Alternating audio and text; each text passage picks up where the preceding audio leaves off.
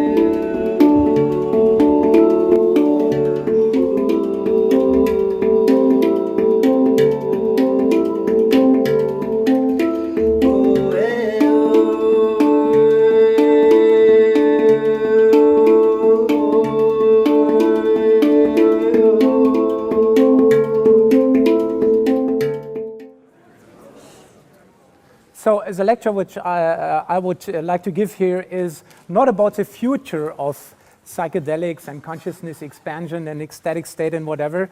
It's more about their past. And that means I was looking for why my field of expertise is so much discriminated.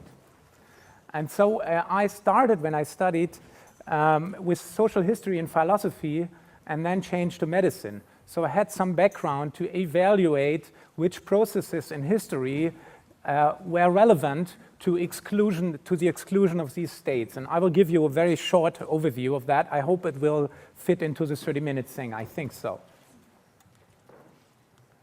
So the states what we were talking about here are these ones, and these states may have been in a process of discrimination or exclusion from the human world in the Western cultures, and I will give some explanations how that happened.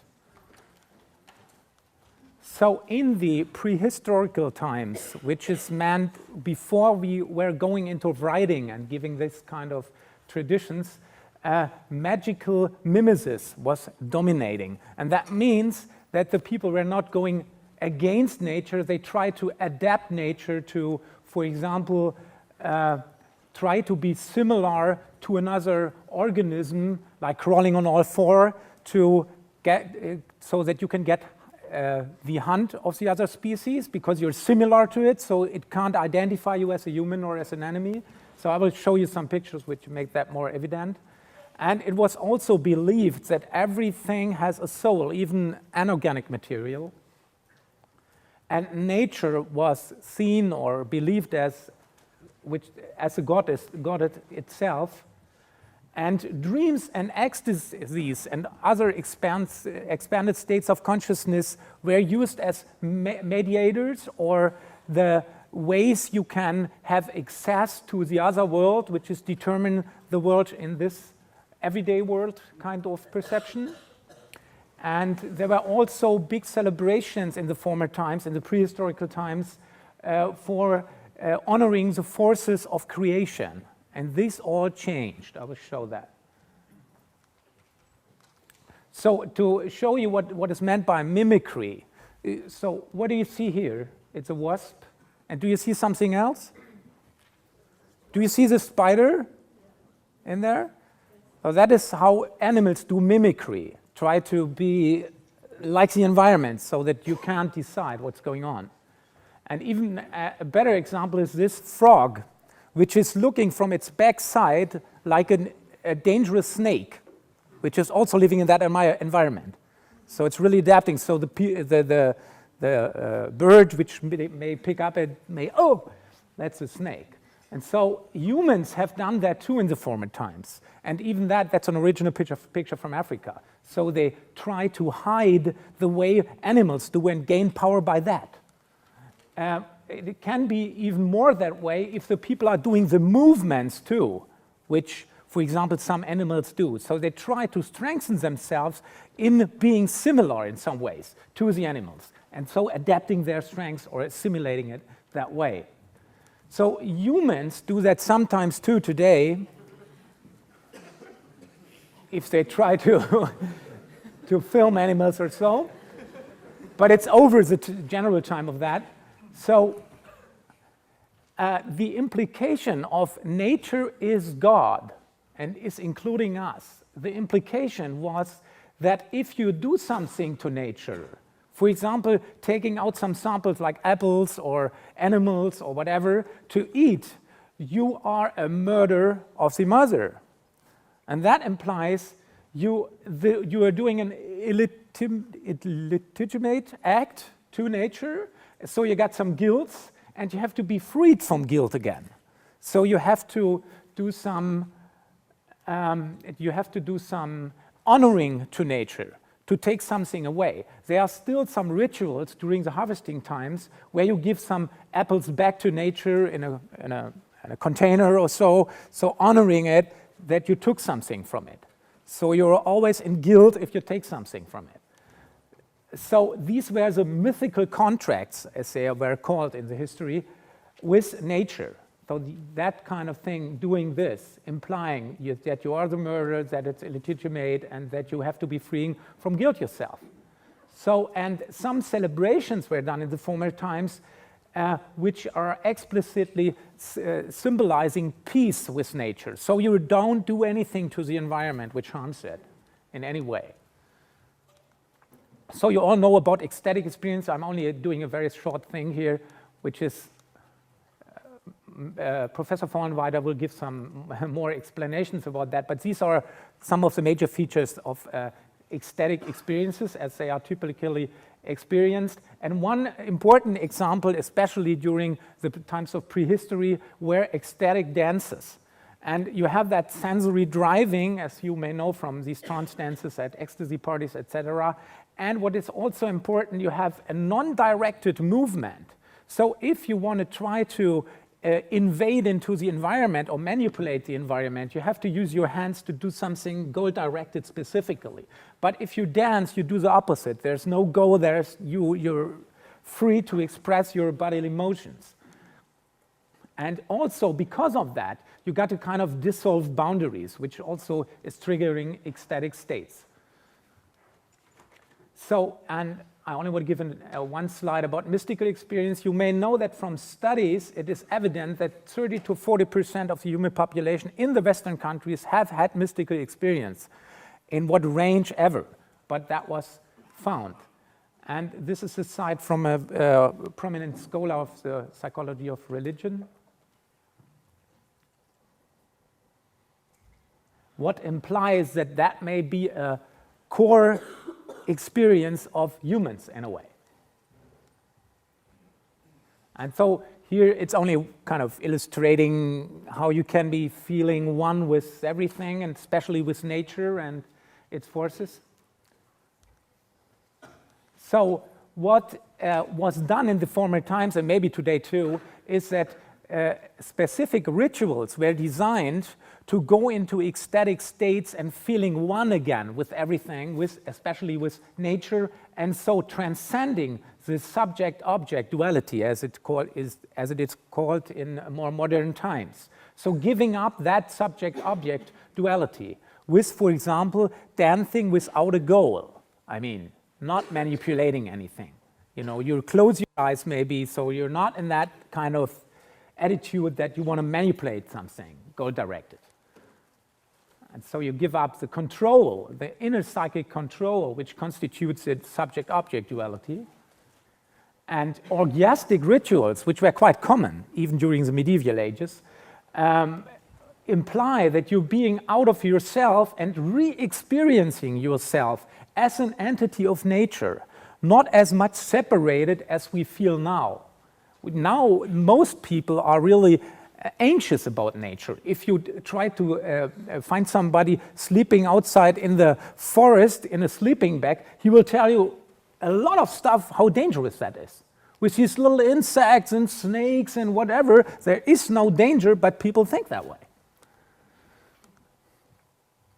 Okay, you can see all over the world rituals still, which are doing these kind of ecstatic dances and falling into trances, and I guess these people can't decide anymore which hand is from what person and so on. So they feel kind of like being one entity.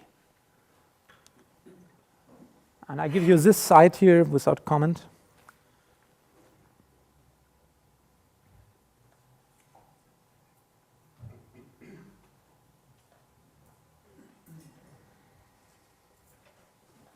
So they had these rituals to connect back to being one with all of that.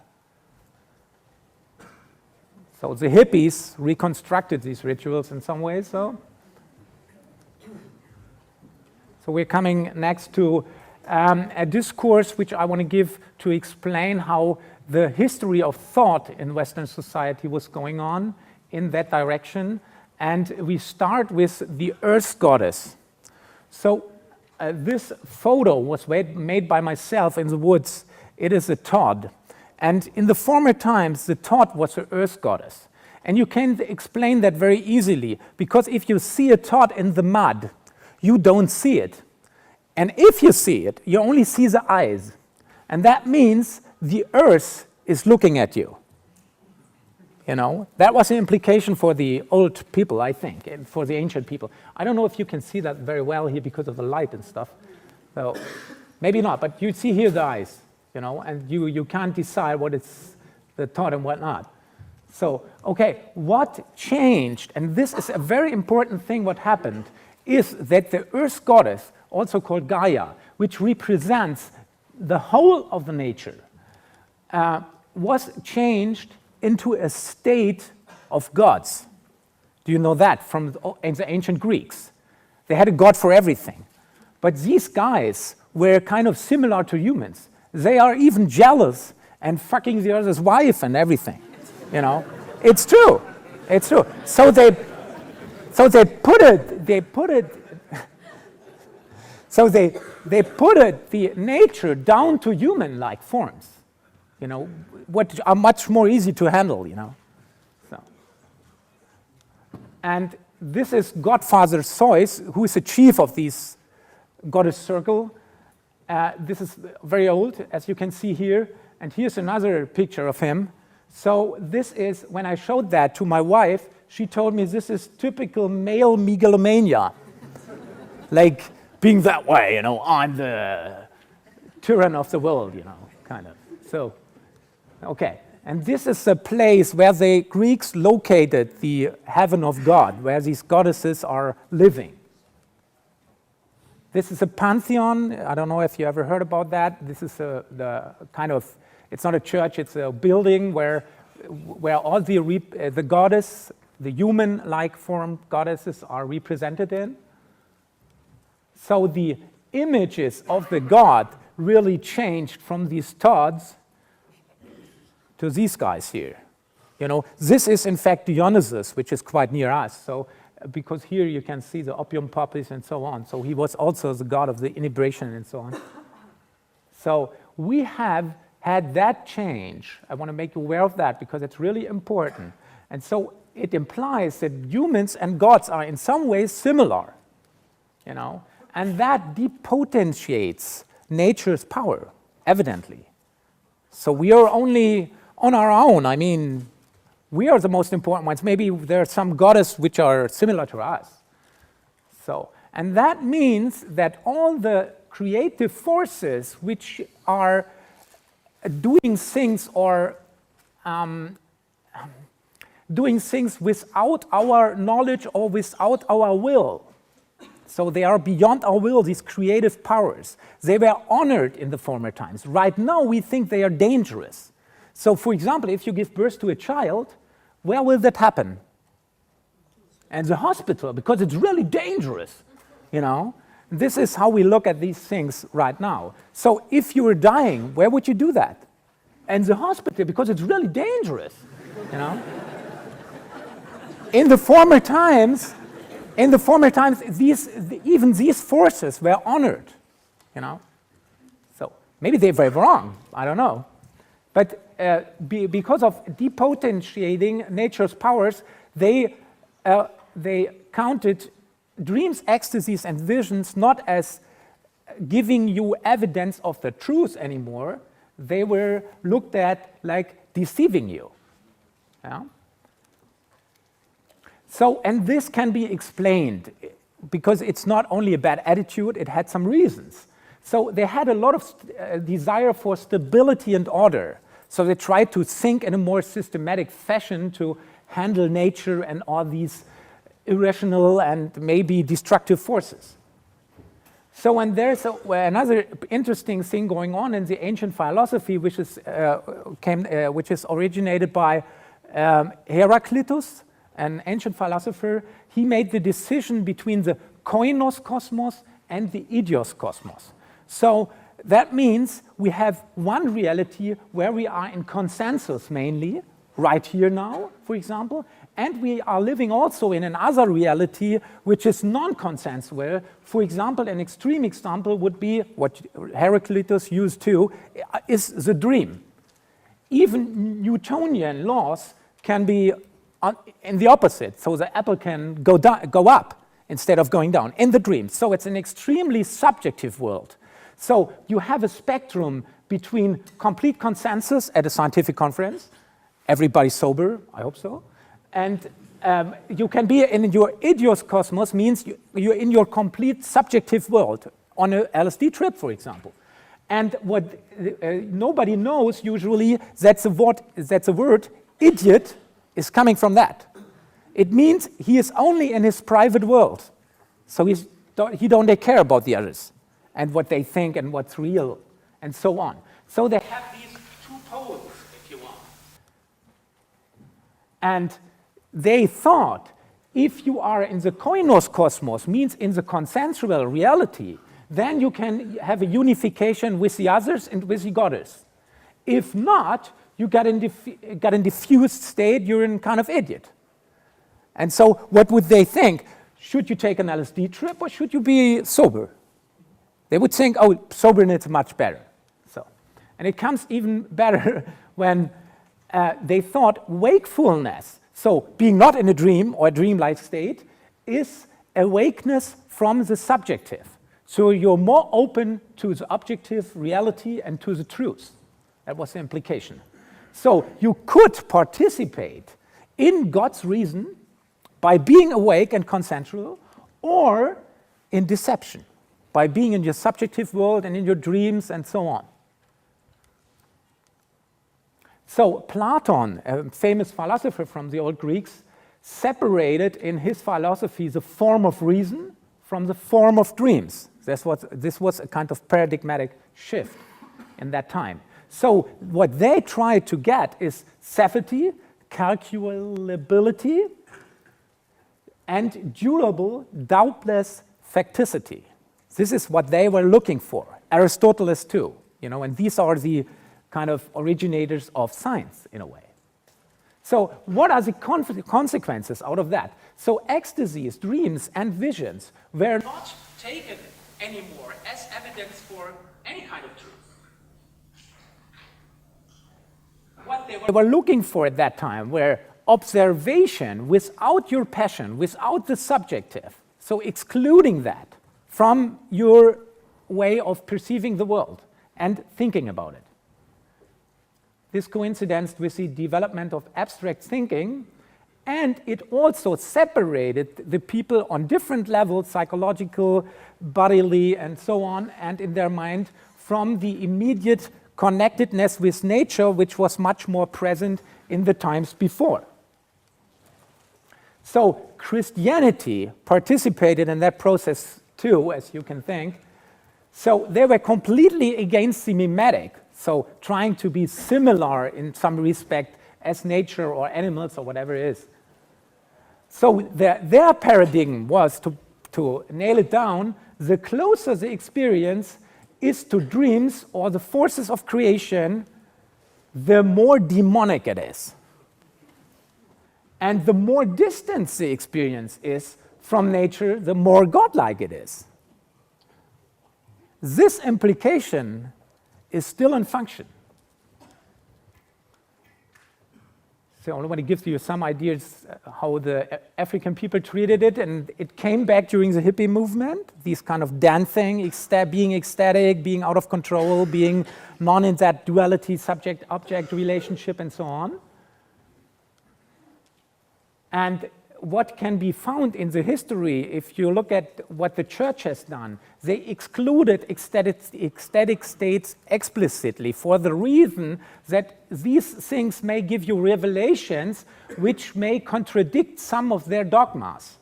And so they told you, no, this is illusion, this is deception, so don't have them at best. Yeah? So, and there was a rationalizing process going on with religion in general. Power and control were established by the institutions of the church to control even the experience and how you think about the world and in what kind of rituals you should take part in, what not. So they demonized the creative forces and they paganized orgiastic experience, as it is still now. So we are coming to the last slides. So a very prominent scholar, Norbert Elias, has done a big study about the process of civilization. I can give you only one slide about that big book. So what he found out is a major feature of the process of civilization during the last 1,000 years is the control and disciplination of your affectivity. So, and your drives, if you want to take the Freudian.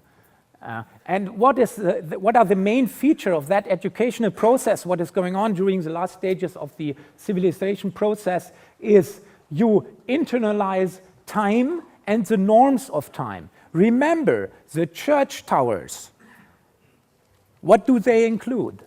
The bells, which will give you always a sign what time it is. So you're conditioned to that.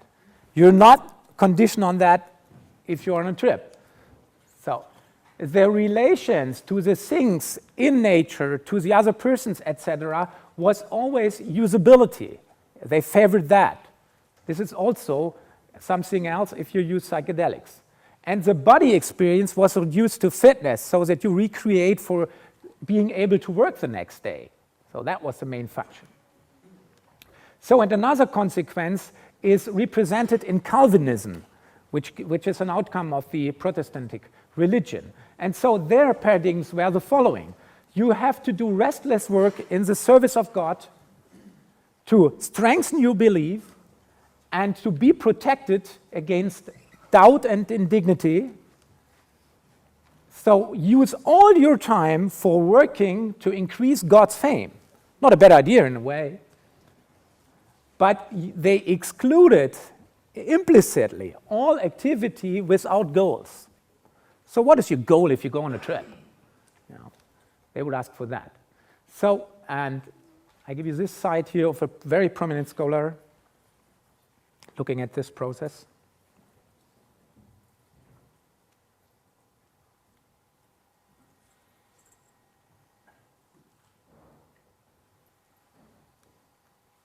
And so I will give you a short synopsis of what I brought to you.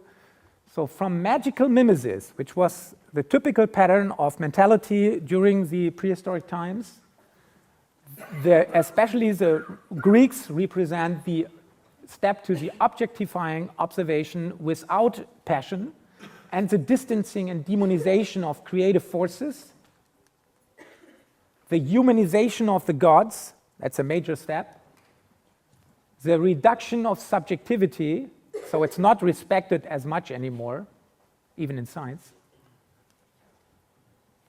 And what was going on during the process in the later stages is the controlation and the disciplination of affectivity, the privatization of emotions. Not so much people are crying in buses or so. It's a rare occasion. So people try to hide their feelings for maybe they live it out in privacy. A lot of them even don't do that anymore. And the exclusion of dreams and trances, or for example, also from philosophy. Nobody is doing philosophical stuff about their implications. You know, that's kind of funny. Soberness and consensus, durability and rationality are the goals of today, and they mark the mentality what we have today. And so you may get an idea why these states of expanded awareness are excluded in a very long time ranging historical process. And so I don't think we can be very much optimistic that that will change because it's too old. I mean, too long ongoing.